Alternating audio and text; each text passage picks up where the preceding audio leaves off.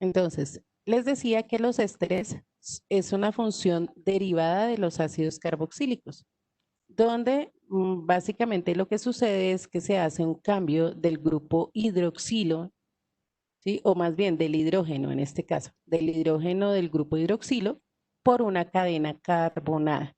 Y recuerden que esto es a través de una reacción de esterificación que se da entre un ácido carboxílico y un alcohol. Ya lo habíamos visto antes en las reacciones de los alcoholes. Ahí tenemos la síntesis de ésteres y nos muestra de dónde procede. Entonces, como definición que tenemos acá, son compuestos orgánicos, lo acabo de mencionar, donde se reemplaza el hidrógeno del grupo hidroxilo por una cadena carbonada.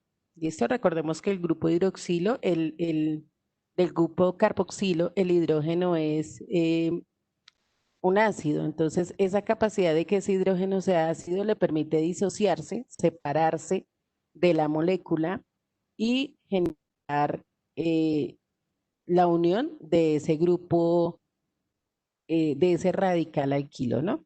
Entonces, esa es la fórmula general, la que tenemos aquí, es la fórmula general de un éster.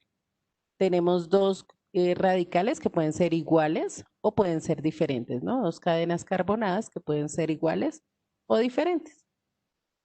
Entonces, por favor, tomamos el apunte de la definición de los ésteres.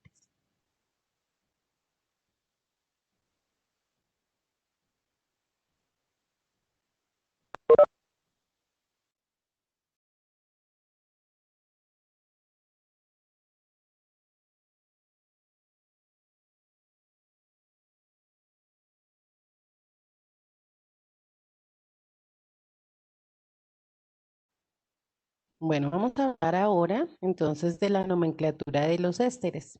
Al igual que los ácidos carboxílicos, los aldehídos, las cetonas, los ésteres tienen 4 reglas importantes para tener presente a la hora de nombrarlos. Entonces vamos a mirar cuáles son esas reglas de nomenclatura. La primera regla es que tenemos un cambio en la terminación del ácido. Recordemos que los ácidos tenían terminación oico. En los ésteres la terminación es oato. Recordemos que los ésteres vienen de una parte que es un ácido y otra parte que es un alcohol. Entonces, la parte del ácido, la que viene del ácido, es la que va a terminar en oato. Y la que viene del alcohol va a terminar en hilo, ¿sí? Entonces, tenemos dos terminaciones diferentes en los ésteres. La parte que viene del ácido, que generalmente la encontramos al lado izquierdo, va a terminar en oato. Y la parte que viene del alcohol va a terminar en hilo. Entonces, fijémonos aquí en los ejemplos que tenemos en la diapositiva. Entonces, esta parte de acá, fíjense, de acá, antes de este oxígeno, aquí es la parte que viene del ácido, ¿sí? Es la parte que viene del ácido. Donde está el grupo carboxilo es la parte que viene del ácido. Tiene un solo carbono. Recordemos que el prefijo para un solo carbono es met, viene del metano. Entonces, a esa parte le damos el nombre de metanoato. Pongan atención que ahorita les doy el espacio para que copien. Metanoato, ¿sí? Metanoato. Esta es la parte que viene del alcohol, es la que está después del oxígeno. Esa es la parte que viene del alcohol. Entonces, le colocamos metilo, ¿sí? Metanoato de metilo. Metanoato de metilo. Entonces, en este caso, vuelvo y repito, tiene un solo carbón de este lado, por lo tanto es derivado del metano, metanoato, y acá es un solo grupo metilo, entonces metilo, ¿sí? Metanoato de metilo. Siempre se escribe de esa manera. Es como una especie, se nombra como si fueran sales. Acá, la parte que está del ácido, del ácido carboxílico tiene dos carbonos, fíjense, CH3C, dos carbonos. Entonces es el etanoato, etanoato, y de este lado un solo grupo metilo, etanoato de metilo. Entonces lo que está antes del oxígeno, lo que está después de este oxígeno. Esa es la forma como de estar pendiente de, de, de los ácidos, de cómo se nombran, en este caso, los ésteres.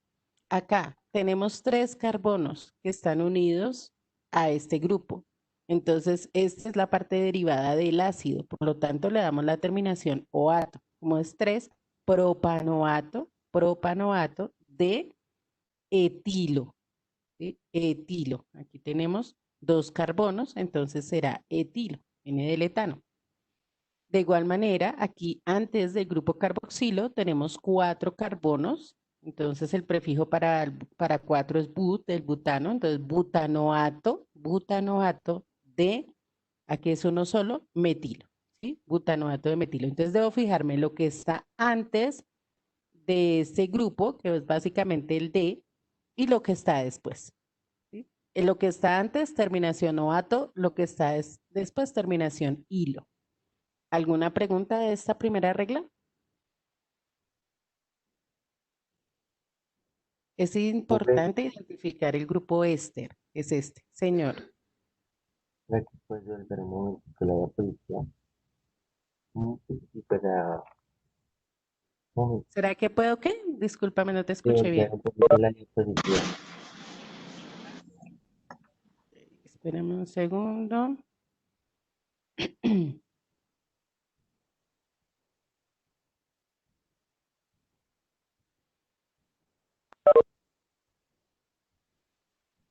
Listo, profe.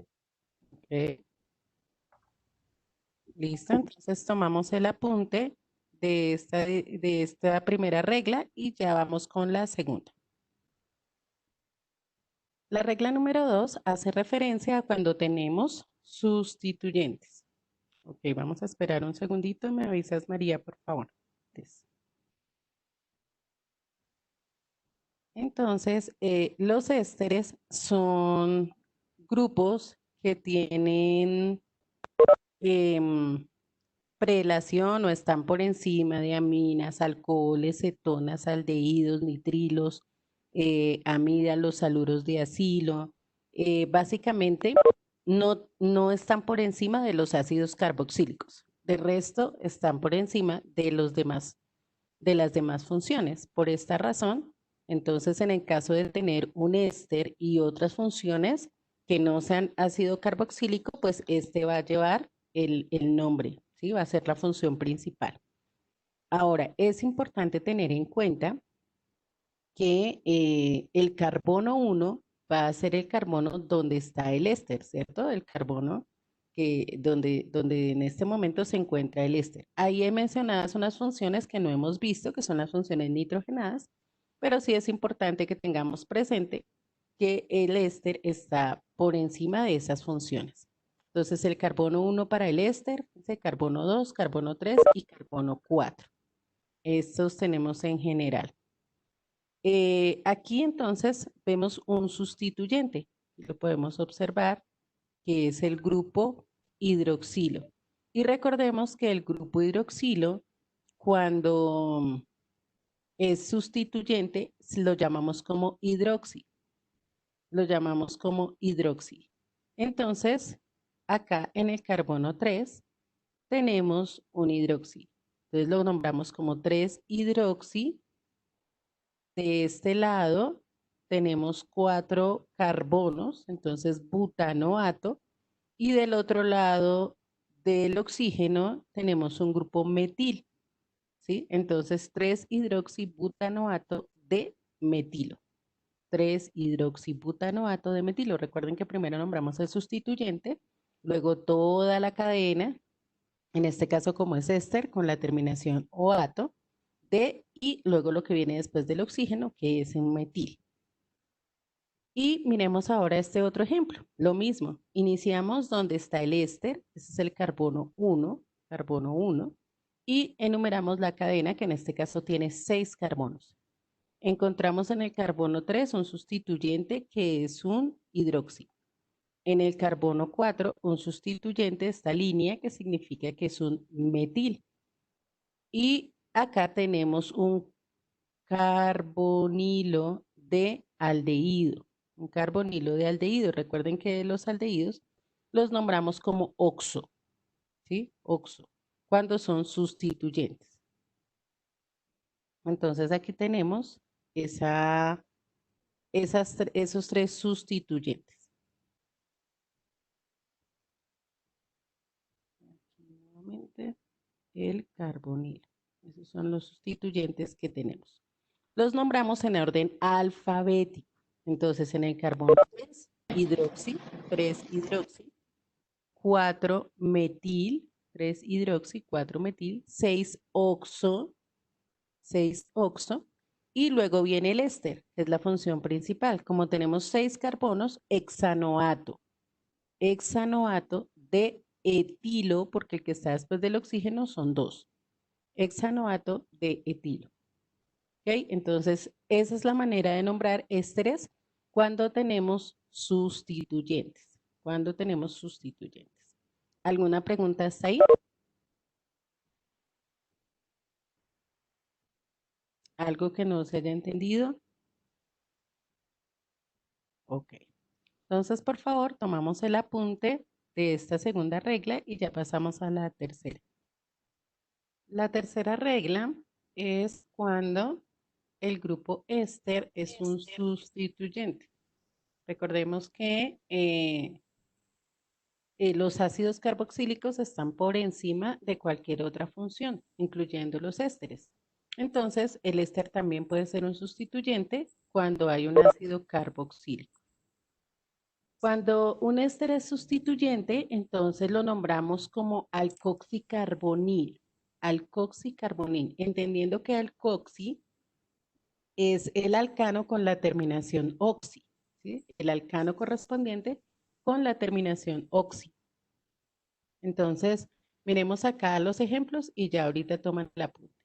Aquí podemos ver que la función principal es el ácido carboxílico, ¿sí? Está por encima de los ésteres, lo mismo que los anhídridos. Entonces, la función principal es el ácido carboxílico y aquí tenemos un éster en el otro extremo. Tenemos un éster. Entonces empezamos a numerar la cadena por el ácido carboxílico. Entonces, carbono 1, carbono 2, carbono 3, carbono 4 y carbono 5. Este no porque es el carbono del éster. Entonces este carbono no lo tengo presente. Solamente los carbonos anteriores. ¿Listo? Como es un ácido carboxílico, empezamos con la palabra ácido. El carbono 5 está unido al éster. ¿Y cómo se llama el éster? Metoxicarbonil. ¿Por qué metoxi? Fíjense aquí. Este es el grupo metil. Entonces, ese es el grupo que está acompañando al éster. Entonces, metoxicarbonil pentanoico, que son 5 carbonos del ácido carboxílico. Retomo. Ácido, porque es la función.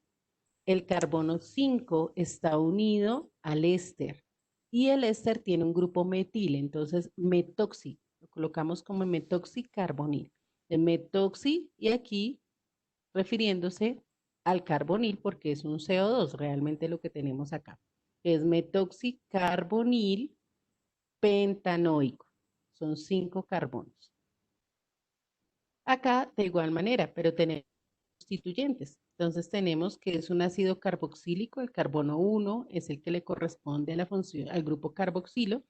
Enumeramos esa cadena, tiene 7 carbonos. En el número 4 encontramos un éster, el carbono número 4, y en el carbono número 5 un bromo. Recuerden que los nombramos en orden alfabético. Entonces, ácido 5-bromo 4 etoxicarbonil. ¿Por qué etoxi? Fíjense que acá tenemos 2 carbonos. Entonces, 4 etoxicarbonil es el éster heptanoico. Porque heptanoico son 7 carbonos los de la cadena del ácido. ¿Hay alguna pregunta?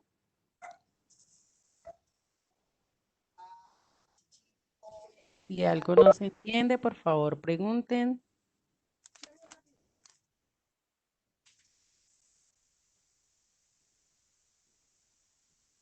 Ok, entonces tomemos el apunte.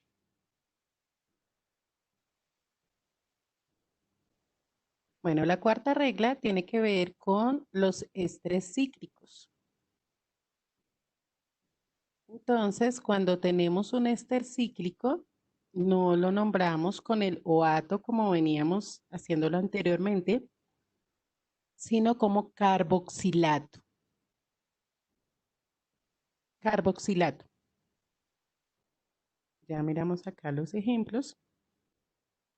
Piense que en este primero tenemos un ácido, tenemos un éster de aromático, es del benceno, ¿sí? Entonces, lo llamamos, primero nombramos siempre el ciclo este, en esta ocasión es un benceno, entonces benceno carboxilato de metilo, ¿sí? Aquí el metilo hace referencia a este, ¿no? Entonces, benceno carboxilato de metilo. Esa es la forma de nombrarlo. Acá tenemos otro que no es benceno, es un ciclohexano. Fíjense que no tiene los tres enlaces dobles para que sea benceno. Es un ciclohexano y además tiene dos sustituyentes.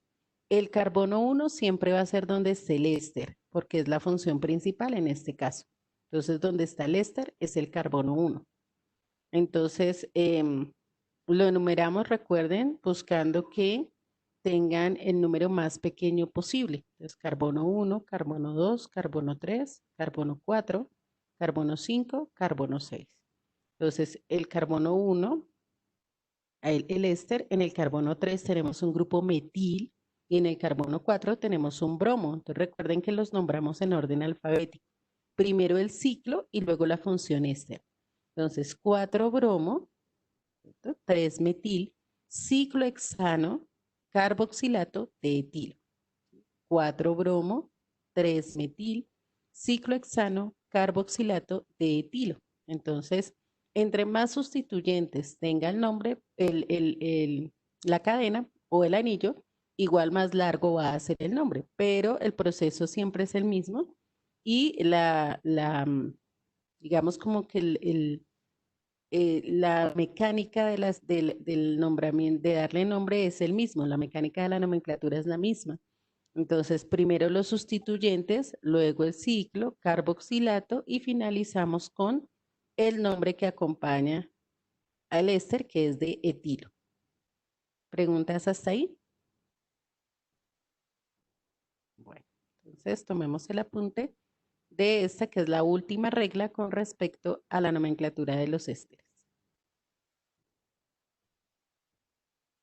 Bueno, para finalizar el día de hoy, eh, vamos a ver las propiedades físicas de los ésteres.